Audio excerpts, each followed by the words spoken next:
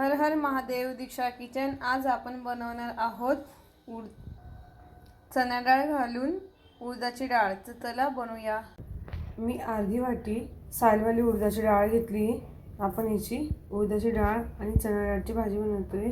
त्यासाठी मी थोडीशी 2-3 चमचे चणा डाळ घेतली.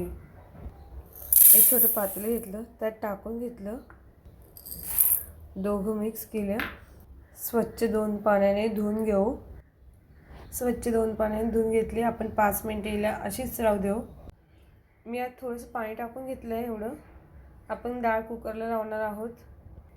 डाळ सॉफ्ट शिजण्यासाठी थोडंसं तेल घालते आणि चिमूटभर हळद घालते. 3 शिट्ट्या आपण हाय फ्लेमवर करून घेऊया. मी कढई ठेवली आहे, त्यात तेल टाकून घेतलं. थोडंसं फोडणीला लसूण घालते, जिरं ॲड करून छान कडकडीत होऊ देऊ.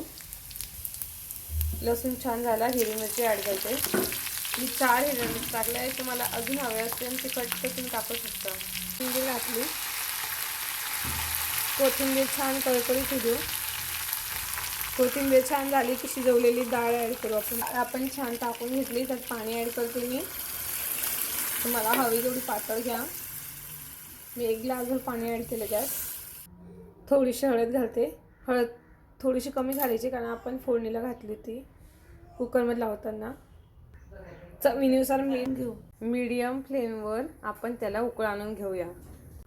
छान असं आपण 5 मिनटं उकळ आणून घेतला. वरतून कोथिंबीर घालते मी थोडीशी अजून. तुम्हाला आवडली असेल तर छान करून बघा, खाऊन बघा आणि कमेंट करा.